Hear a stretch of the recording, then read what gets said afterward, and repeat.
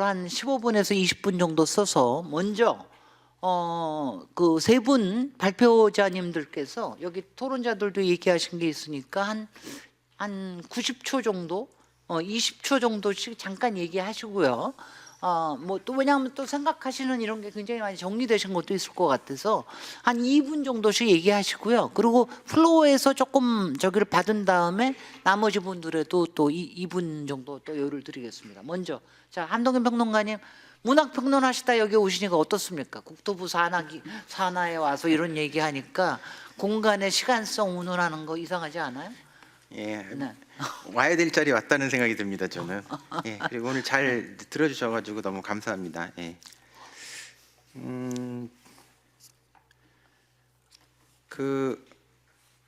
또 발표해 주시는 두 분 선생님 말씀을 좀 들으면서 오늘 제 발제가 이제 그 민주주의와 이 공화주의가 가지고 있는 약간 그 긴장 관계에 대한 말씀을 하면서, 보통 민주주의라고 하는 게 참여, 결정의 정당성을 많이 이야기를 하는데, 또 아까 그 위원장님도 여러 가지 좀 결정하는 데서 그렇게 많이 한다고 말씀드렸는데, 사실 그 형태만 머물게 되면 굉장히 형식적 민주주의에 머물고, 그렇습니다. 내용을 어떻게 진화시킬 것인가라고 하는 질적인 것을 논의해야 되는 지금 시점에 지금 한국에 있다고 보거든요. 그렇습니다. 그런 차원에서 이 헌법 정신에서 얘기하고 있는 이 공화주의 이념 안에 있는 이 그 실질성 같은 것들을 어떻게 확보하는가, 이런 문제가 이제 굉장히 중요한 문제인 것 같고, 두 분 그 선생님께서 말씀해 주신 부분도 특히 그 아까 결정이라고 하는 것을 집단적으로 결정하는데, 사실 디자인 같은 것들을 어떻게 집단적으로 결정할 수 있는가라고 하는 그 실질성, 그래서 그 민주주의라고 하는 걸 너무 이렇게 내세우다 보니까 이것이 표피적인 민주주의가 될 때는 이 전문가가 가지고 있는 어떤 질적 능력 같은 것들을 굉장히 좀 우습게 여기는 그런 것들이 많이 생길 수 있는 것도, 결국 이제 그런 것들은 좀 나쁜 의미의 포퓰리즘이 되는 것인데, 그렇습니다. 예, 그런 부분들을 오늘 좀 같이 공유할 수 있었다는 점에서 의미 있었다고 생각이 듭니다. 네, 우리 대한민국은 민주공화국입니다. 네. 자, 최은영 소장님. 네, 김 교수님께서 발제하신 부분에 관해서 많이 공감이 되기도 하면서 한편으로는 또 많은 고민도 들었습니다. 도시계획위원회, 아까 이제 제가 말씀드렸잖아요. 거기에 대부분을 전문가들이 차지하고 있는데, 거기에서 의사결정이 지금 시민들의 의사를 반영해서 결정되냐?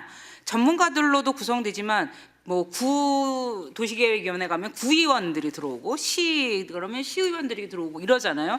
근데 그분들이 제가 이제 참여할 기회가 있어 갔을 때 정말 공적인 마인드는 거의 없는 분들이 들어오셔서 의사결정들이 이루어지더라고요. 이게 도시계획위원회가 제대로 작동했다면 종묘를 그렇게 할 수 있을까요? 70m짜리가 140m로 되는데 아무도 그거에 대해서 지금 말을 안 했던 거 아닙니까? 그러면 우리는 이걸 어떤 장치를 통해서 이런 일이 반복되지 않아야 하는지, 네. 그 정말 국토부에서 고민을 많이 해주셨으면 좋겠습니다. 그래서 자칫 그 도시계획위원회나 이런 데 가면 굉장히 전문가들의 목소리로 이런 이해관계를, 용적률을 무조건 높이는 방향으로 무조건 가거든요. 그래서 이런 것들에 대한 민주적 통제장치를 어떻게 만들지에 대해서 구체적인 제도 개선을 향후에 논의했으면 좋겠습니다. 네, 부동산 디벨로퍼들, 특히 먹고 튀는 부동산 디벨로퍼들한테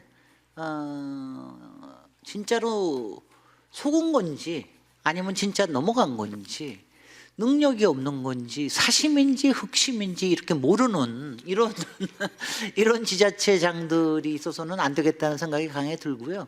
사실 공간민주주의의 가장 또 참여 중뿐만 아니라 또 하나 핵심이 이른바 카르텔을 깨는 겁니다. 모든 거에 가지고 있는 정보라든가 결정권이라든가 이런 거에 카르텔을 깨지 않으면은 실제로 민주주의가 일정 수준을 넘어가기가 굉장히 힘들다는 거죠. 지금이 굉장히 어려운 시대라고 봅니다. 네, 감사합니다. 김성원 교수님. 네, 저도 뭐 그 건축의 공공성, 공공공간 이런 데 대해서 많은 관심을 갖고 연구도 하고 오랫동안 한 사람인데, 오늘처럼 철학, 사회학, 그리고 인권, 문화, 그다음 정치, 그리고 또 그것을 직접 정부에서 책임을 지고 계시는 우리 국장님, 이런 큰 틀에서 보면서 제 생각도 상당히 어떤 부분은 좀 더 짧고 더 넓혀야 되겠다, 이런 걸 공감하는 계기가 됐고요. 한편으로는 왜 우리 건축 영역에서는 좀 더 이렇게 좀 큰 틀에서 이런 것을 논의하는 거를 왜 못 만들었을까라고 하는 제 말이에요. 예, 반성도 좀 하게 됩니다. 제가 뭐 대표하는 건 아니지만 그런 생각이 들었고요. 예, 그렇습니다. 오늘 많이 배우고 갑니다. 가면서 많은 오히려 질문을 갖고 가게 되는 계기가 된 것 같고요. 아까 우리 최 선생님 제가 좀 그거에 대해서 디펜드는 아닌데 이런 것 같아요. 뭐 제가 그 위원회의 성격은 뭐 잘 모르겠습니다만은 근데 우리 사회에 또 이런 게 있는 것 같아요. 저도 교수라는 직업을 달고 있지만 교수는 중립적이다라고 하는 또 이런 통념들이 있는 것 같아요. 그러니까 사실 전문가들은 교수도 있지만 실전에서 일하시는 분들도 많거든요. 이제 그런 부분들은 모시질 않아요. 네, 그러니까 그런 부분들도 일종의 어떻게 보면 우리 사회가 갖고 있는 약간의 뭐랄까 이 통념 잘못된 생각이죠. 오히려 전문가들은 실전에서 개발하시는 분들도 객관적인 얘기를 하실 수가 있거든요. 네, 그런 부분들 다 가급적인 배제하고 주로 선생님들이 가시다 보니까 또 그런 결정이 있지 않나 이런 생각도 좀 하게 됩니다. 제가 뭐 디펜드를 할 상은 아니지만 그렇습니다. 네. 사실 아까 얘기한 카르텔이라고 하는 게 성행하는 게 물론 사회 이기주의나 포퓰리즘 심해진 것도 있지만 또 하나 사회가 워낙 공론화가 안 되고 요새는 담론이라는 게 거의 없어요. 서로 통하지 않고 서로 통하는 사람들끼리만 모여요.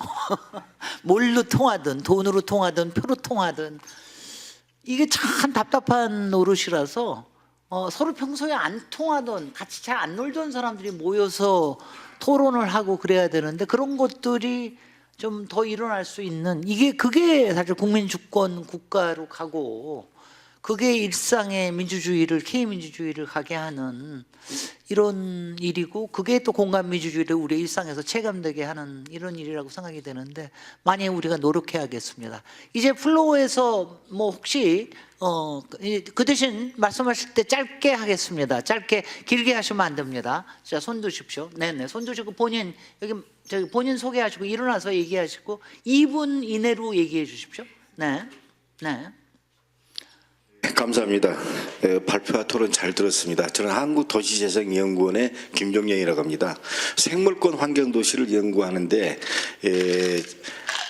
아까 지금 현재 함동군 하창군 그분이 굉장히 무슨 얘기를 할까 굉장히 궁금하다고 분명히 말씀을 드렸습니다.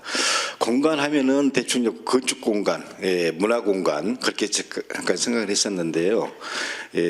제 경우 같은 경우는 그렇습니다. 저희들 같은 경우는 가장 공간이 중요한데 1분 내로 얘기하겠죠. 죄송합니다. 삶의 공간입니다. 인간이라는 게 발 뻗고 자는 공간이 제일 중요한데 현 시대는 절대로 발 뻗고 자는 공간이 없습니다.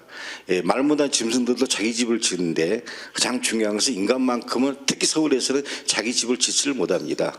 그 개념은 바로 주택의 소유 개념이 아니라 거주 개념으로 공간 개념을 해야 되는데 모든 건축가부터 시작해서 국가 공무원들이 전체적으로 소유 개념으로 전착되어 있습니다. 그걸 한번 변경을 해야 되고요. 두 번째는 그런 사례를 말씀드리겠습니다. SRT 같은 경우는 지금 현재 수서예요. 그 청사가 있는데 그 한 200명 정도가 직원이 있으리라고도 생각합니다. 그때 그 위에다가 SRT 위에다가 건축 공간을 주택을 지어서 그 관계자들이 자유롭게 할 수 있는 공간을 만들자 그랬습니다. 그런데도 그렇게 하지 않았었고요. 아까 국회 말씀드렸지 않습니까? 국회 같은 경우도 현재 지금 동여의도, 서여의도가 있습니다. 그런데 지금까지는 국회가 너무나도 권위적이다 보니까 내다보면 안 된다는 얘기가 걱정 건물을 못 짓게 돼 있었습니다. 지금은. 그런데 지금 어느 정도 이제 완화돼서 아마 짓게 된 모양인데요. 어떤 그런 부분부터 시작해서 아까 세종시 같은 경우도 이춘희 그분한테도 내가 수없이 얘기를 했습니다요. 왜냐하면 그 말씀을 드렸고 그 다음에 두 번째는 조금 정리해 주십시오. 알겠습니다. 네. 보이는 공간하고 보이지 않는 공간이 있습니다. 제가 제일 주장하게 있는 게 지금 이제 보이는 공간은 그렇다 치고요. 보이지 않는 공간이 바로 법률적 용어로 공동구라고 합니다. 이 공동구 공간을 정말 상하수도부터 시작해서 전기가스 통신 시설 그런 부분이 좀 공간을 아까 말씀대로 문화 공간으로 얼마나 만들 수 있는 공간이 되거든요. 그런 걸좀 할수있으면 조금 고맙겠습니다. 줄여주십시오. 예, 고맙습니다. 또 손 드세요. 네네. 아 질문은 2분 끝나셨기 때문에. 죄송합니다. 네네. 네. 저 다음에 또 저기 듣겠습니다. 네. 본인 소개하시고. 네. 네.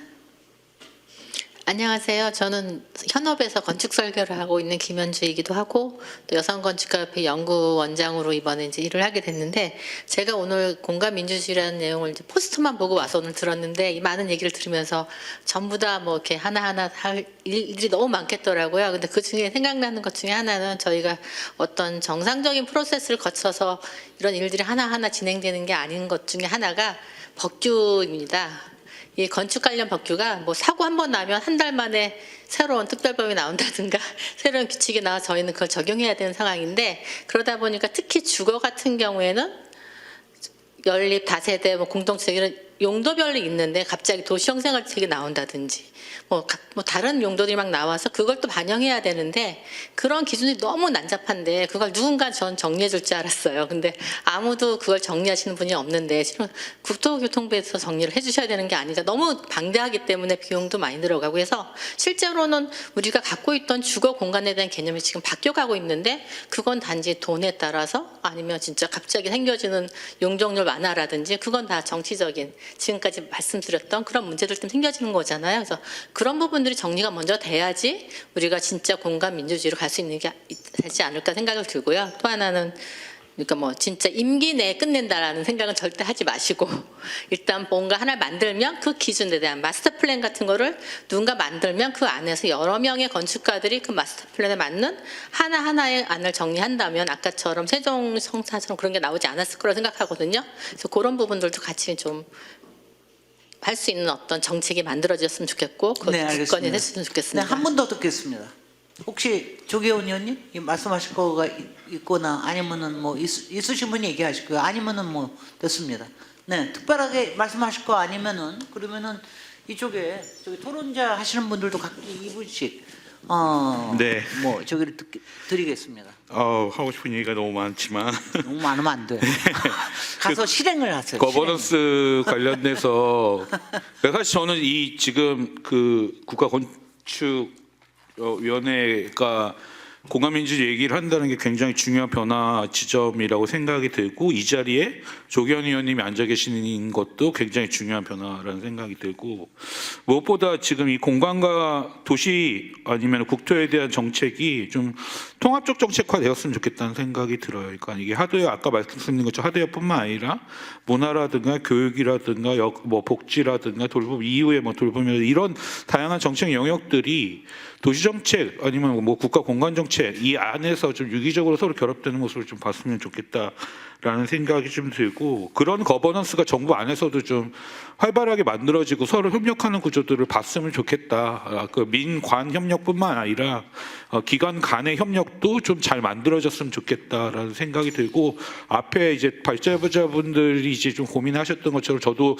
사실 이 전문가주의와 반지성주의 사이에서의 그 경계 어딘가에서 계속 왔다 갔다 하기는 하거든요. 근데 무엇보다 거버넌스의 이제 시민 참여 부분에서는 그냥 참여 자체가 중요한 게 아니라 그 참여하는 시민들이 어떤 권한과 책임을 같이 나눌 수 있느냐를 설계하는 게 굉장히 중요하다고 생각을 합니다. 지금처럼 참여하면 좋은 거지 이 정도 수준에서의 거버넌스는 더 이상 의미가 없다는 생각이 들고 시민들의 권한 시민들이 무엇을 결정할 수 있을 것인가에 대한 고민을 적극적으로 좀 할 수 있어야 되지 않나라는 생각을 해봅니다. 네, 사실은 요식적인 참여를 민주주의라고 얘기하는 경우도 상당히 많습니다.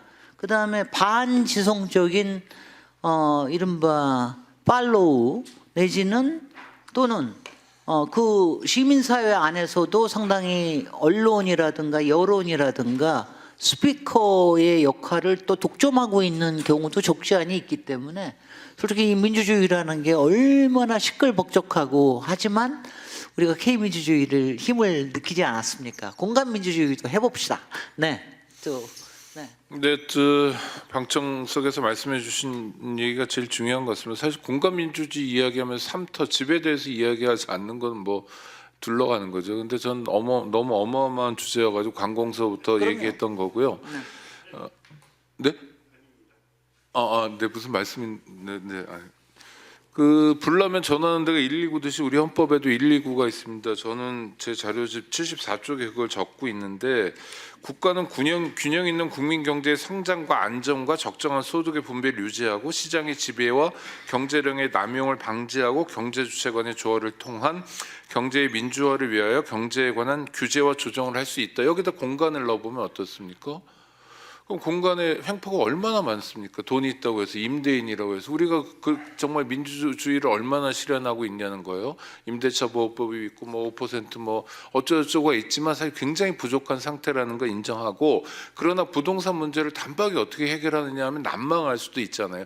계속 지속적인 노력을 하되 모델을 만들어 보자는 겁니다. 그게 이제 관공서가 되었으면 좋겠다는 거예요. 선출직 공무원이 왜 이렇게 많은 공간을 차지하냐. 아까 대법원장이 75평이라고 75평. 하셨죠. 아닙니다. 대법관들이 다 똑같이 써요. 그럼요.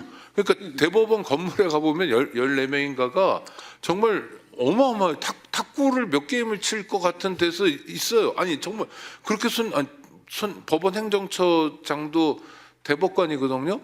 그러니까 하여튼 정말 그렇게 손님이 많이 올 것 같지도 않고 사회생활도 그렇게 활발하게 하지 않는 사람들이 왜 그러는지 그거는 정말 횡포죠. 그럼 그 사람만 그러냐? 그게 누구 돈이냐? 누구의 공간이냐? 내 돈이잖아요. 내 공간이잖아요. 왜 자기만의 공간으로 탈바꿈하냐는 거예요. 이거부터 한번 좀 국가 차원에서 규제를 진짜 헌법 제19조에서 이야기하는 것처럼 적절한 규제와 조정을 했으면 좋겠습니다. 라는 게 드리고 싶은 말씀이에요. 근데 그거 잘 안 되더라고요. 이번에 조 의원님 하실 것 같아요. 아니 잘 안 돼요. 경북 최근에 여러분들 경북도청사 지은 거 보셨을 겁니다. 엄청나게 지어놨는데 그리고 한옥식으로 콘크리트 거의 뭐 북한에서 볼 것 같은 식으로 지어놨는데 뭐 하여튼간에 잘 못 쓰이고 있습니다. 왜냐하면 이거 지금 이제 지자체 엄청난 개혁이 필요합니다. 솔직히 지금 이제 줄줄줄줄 나가고 있는 세금들이 너무 많아서 정말 거기다가 뭐 괜찮은 게 지어지면 모르겠는데 다 똑같은 거 전국의 흔들다리가 도대체 몇 개면 무슨 조형물 똑같은 조형물은 왜 이렇게 많은지 깝깝할 적이 한두 번이 아닌데 문체부 거는 안 건드리겠습니다. 저희 국토부가 저희 하는 것만 조금 자세히 하고요. 그쪽 개혁은 좀 그쪽에서 하시면 좋겠고 저희는 공공건축에 대한 개혁하시고 아마 공공조형물에 대한 거는 문화부 우리 조계원 의원님 계시는 그쪽에서 좀 하셔야 되고 또 저희가 이제 국토부 그다음에 행안위에 저기를 했는데 행안위에서는 사실은 예산에 지금 이제 공공건축이나 그다음에 이런 부분에 대한 예타 있지 않습니까? 이런 것들이 줄줄 흘러나가는 게 너무 많아요. 그리고 똑같은 게 지어집니다. 여기저기에. 그러니까 뭐냐면 제가 아니 여기에 왜 이런 게 있나? 농촌에서 필요한 거는 다른 소프트웨어들인데 건물만 근사한 것들이 너무 많고 이런 경우가 너무 많아서 굉장히 많이 따져봐야 될 게 많을 것 같습니다. 네, 네. 저는 네. 집행을 책임지는 어떤 그 공직자로서 한 가지 부탁을 좀 드리고 싶습니다. 제가 그 토론을 통해서도 말씀드렸다시피 이 공간에 대한 공적인 의사결정 체계, 거버넌스가 정말 중요하다고 생각합니다. 왜냐하면은 과거에는 우리 정치가 국내외를 막론하고 중도층을 바라보면서 정치를 했는데 최근에는 양극화가 되면서 극자, 극우 이런 쪽의 political voice가 날로 커지면서 정치도 좀 극단화되고 있는 것 같습니다. 그래서 진보 정부가 정권을 잡았을 때, 보수 정부가 정권을 잡았을 때 이 진폭이 너무 큽니다. 그 균형 발전을 위해서 행정 수도를 어떻게 할 것이냐, 5곡 3특으로 가야 되냐, 아니면 양극 체제로 가야 되냐, 이런 것들이 광화문 광장을 어떻게 해야 되냐, 이념적 스펙트럼에 따라서 너무나 편차가 크기 때문에 일관된 어떤 공간 정책을 우리가 해나가기가 정말 어렵다. 그래서 그런 관점에서 여기 계신 전문가분들께서 정말 이 공간에 대한 공적인 의사결정 체계, 거버넌스를 어떻게 구축해야 되는지 좀 합리적인 안을 모아주시면 정말 도움이 될 것 같습니다. 감사합니다. 네. 또 마지막에 또 국토부답게 행정에서는 싹 피해 나가셨습니다. 안을 만들어 오십시오. 이러고선 얘기를 하시는데 제가 아주 그래서 우리 국가건축정책위원회 안에서 미치겠습니다. 맨날 뭐 얘기하면은 국토부에서는 이거는 현실적으로 불가능하고 저거는 기존 규정 때문에 못하고 이러다가 용도 3위가 제가 문제 제기를 하면은 여러 가지 되는 게 워낙 많아서 굉장히 힘들지만 그리고 뭐 하면은 다 만들어 가지고 오면은 내가 받아줄지 안 받아줄지 내가 결정할게 뭐 이런 식의 그 관료주의적인 태도까지. 그렇지만 그러면서 우리는 앞으로 가는 겁니다. 이 세상은 그렇게 단순하지 않고 우리가 민주주의 K민주주의라는 게 사실 우리가 탄핵의 밤 그 이후에 계엄의 밤 이후에 탄핵할 때까지 우리가 K민주주의가 우리 속에 그렇게 DNA로 남아있을 거라고 우리가 생각이나 했습니까? 그런데 그게 남아있더라고요. 저도 요번에 이토록 서울이라는 책에서 광화문 광장에 대해서 쓰면서 그러니까 쓰니까 알겠어요.